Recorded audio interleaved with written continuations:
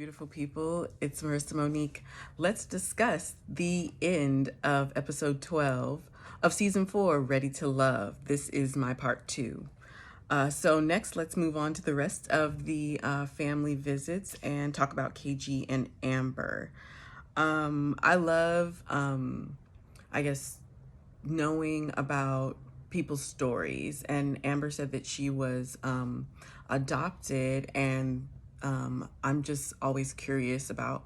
I wasn't adopted, but I'm just always curious about people who share their stories of adoption, because it's something that I am ultimately interested in the future. Lord willing, I'll have my own children, but I also would like to adopt some more gifts as well. So anyway, I just think it's great that she was vulnerable enough, or felt, free enough to share that part of her story in this journey of Ready to Love. But anyway, her family's there. It was interesting how KG mentioned, if we meet family, does that mean we're serious, or it kind of means we're serious? And I have always been conflicted about that. There's been times where I've let my family meet the man that I was dating early, and I've let them meet him later.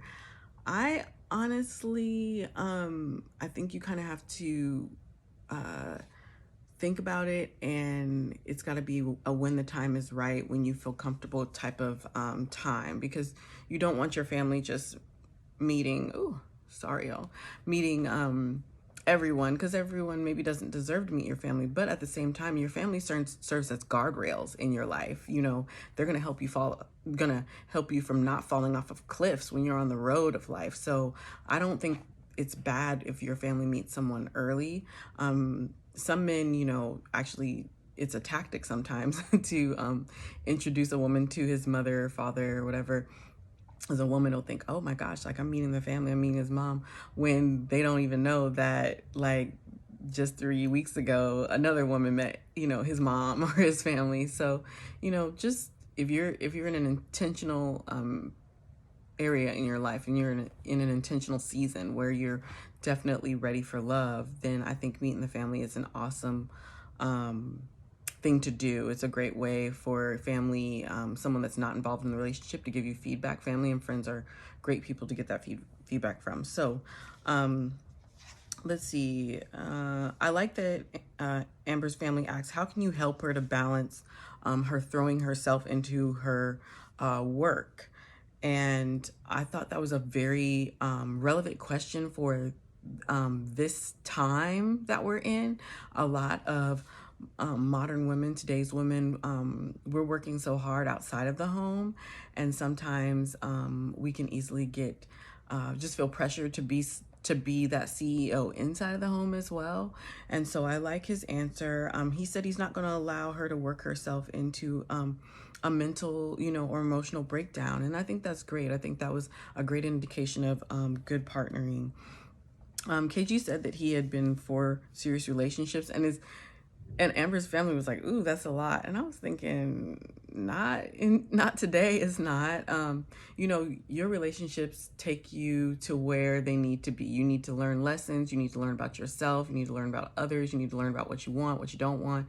And so how many ever relationships that takes you to do that, then that's what it is. But I don't think that anyone should be judged for how many relationships that they've been in or not been in. I actually think it's more of a red flag when you haven't been in relationships, because then it just indicates that, okay, are you connecting with people? Is your self-esteem in a good place where you feel like you can take that risk? Because everybody knows love and relationships is a risk. So, are you okay with taking that risk and the responsibility? They also mentioned that most men feel very competitive, insecure, jealous about how Amber moves. And I appreciate how KG was like, they're insecure. I really, really think that he has really thought about what type of woman he wants and how he could fit into a woman's life. And so I really think that's great. I think KG's truly willing to partner in kind of a non-traditional way, where you have this woman who, you know, has all of the, who's a powerful woman. She's in power position. She's a, you know, a DA, and very young at that. And he's willing to, you know, walk beside her and build a life. Let's see. And something that just warmed my heart. This is sometimes the trouble with a lot of men, and the division between men and women right now is that men are being so competitive with women and jockeying for position and trying to keep women, like trying to go back to the old days and keep women barefoot and pregnant and hushed mouth and all of that. Something I loved that KG said is, he said, "I'm not here to dim her light." And I love that. That is encouraging. That is supportive. That says, hey, I'm going on this adventure with you. This is acknowledging her skill set and saying, hey, I can be here to make it better for you. I want to make this life better for both of us. And also just to acknowledge like that she has some amazing attributes to offer anyone, but just him, speaking of them, in a relationship. Let's move on to Joel and Vernisha. Joel's family. I don't know why I keep calling Joel, but Joel's family. Joel's family thinks Vernisha likes him too much. They said that was just like his wife was, and gosh, I have so many mixed feelings about that. I do think that Vernisha likes Joel more than Joel likes Vernisha, and I think that's a problem. I kind of think it should be the other way around. I think sometimes couples can get out of balance. I think people can take relationships for granted because they're human, but I think that because of the way that men are wired, they are more susceptible, I mean, not susceptible, but more apt to take a woman for granted, especially when they know, okay, I got this in the bag, you know, like I don't have to try as hard. She already likes me. She likes my dirty laundry, my dirty socks, my dirty drawers. It kind of throws things off balance, and it can create a very unsafe place for a woman because she's going to feel like she's giving, you know, her all, and then he may not give as much because he doesn't feel like he needs to because she's so satisfied with so little. So but overall, in their exchange with, in their interaction with Joel's family, his mother and his, I believe it was his niece, I loved Renisha's answers. I thought they were very authentic. I like that she shared that, hey, I'm territorial like his mama, you know, so I think that's good. They both have a lot of motherhood in them. I think that's great. Let's see, Jason's mom and Liz. I like that Jason's mom brought up money. And also the question of the hour, do you know how to lead him without him knowing that he is being led? Boom. Drops mic. I thought that was awesome. And Liz kind of skated around the answer, but I also think that it's something to note. I think that Jason, I get the impression that he really esteems his mother and values his mother, values women, respects women. And he's happy to go along and be on the same page and allow a woman to lead, but I don't think that he wants to feel like his masculinity is being tried, or that he's, you know, his respect is in question.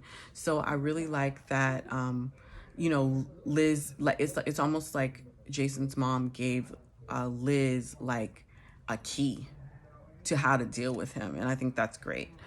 So I like seeing, you know, all these different types of men, their mothers. Let's see. Lastly, AJ's mom. So early, he said he butts heads with his mom also, but he also butts heads with Kyra. Let's see. Mom asks, what's so intriguing about him thus far? I mean, he's 38. He kind of almost like jumps in and out of women's lives, or, you know, kind of gets involved in these projects and then lets them go. And I found that very interesting. And then she also put some pressure on and said, hey, I want a grandbaby. I feel like his mother is very tough on him. Maybe too tough, but I couldn't really read her. I couldn't get a great feel for her. She's definitely the typical strong Black mother. And that's good and bad. I was like, is she toxic? What's going on? But that, you know, I can't read that. We talking about just one scene, folks. Final moments. Let's see. Joel and Vernisha. Let's see. I love that V said that kids need to see their mother in the safety and softness of love. like I said, I'm still not buying them. Something's not coming together, and so I'm looking forward to the reunion to show whatever is tingling in my spirit about what isn't coming together for me. Let's see. AJ and Kyra. I just feel like AJ doesn't sit well with Kyra's. I mean, AJ doesn't sit well with Kyra's spirit, and I like that she's honest about that. Maybe they eventually will grow into something, but at the same time, they've tried to reconnect at this time, and maybe the pressure of this environment was too much for them. Also, Kyra needs to work on her wall. She needs to, do some personal growth stuff. And just learn how to be vulnerable again and learn how to kind of like let down her guard. I think she's struggling with that. And also understand that, hey, a relationship is a risk and it may not work out, but it's those who are willing to try, those who are willing to exercise the courage to try and go all the way in after they've checked someone out. So we'll see what happens then. Maybe they may be dating after the show and it may work out better. But I appreciate her honesty. Lastly, KG and Amber. Let's see. I like that she said he caught her mind, not just her eye. I think they have a real connection, and I'm excited to see if like it really does come together. So often we see all of these other like bachelor and bachelorette shows where people are getting married, getting engaged, or whatever. And I can't say that Black folks on these type of platforms, we don't have a great track record. So it would be nice to see something solid come out of this concept. That would be great. Let's see. And lastly, Liz and Jason. Liz said something that just touched me, and she said, I just feel like God did not forget about me. That is so sweet. And because as women, as we age, as Liz is 40, I'm over 30, and as we go over 30 and we are still single, there are these societal stigmas that come along with that, and you start to feel pressure, and you start to feel like your values deteriorating. You start to feel like, well, am I still beautiful enough? Can I still have children? Can I this? Can I that? And you can really beat yourself up inside, and you really have to you really have to heal. You have to work on your self-worth and know who you are, and also be willing to exercise the patience to wait on the right person that God has for you. And so it was beautiful to hear her say that. Let's see. I got the sense that she said she makes him, I believe that she makes him feel like marriage and love are possible. I don't know if he said that or why this is in my notes, but that's just in my notes. I like the sincerity and safety of of Jason and Liz. I love how real. I love how it was just kind of a slow burn, and then it kind of turned into a very consistent flame.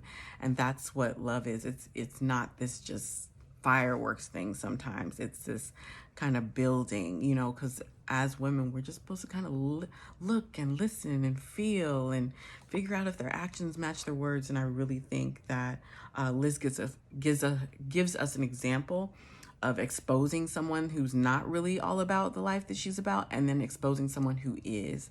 And that's a beautiful thing. Anyway, this is Ready to Love. I will be back to talk about the reunion. I'm so excited about that. So I'll see you soon.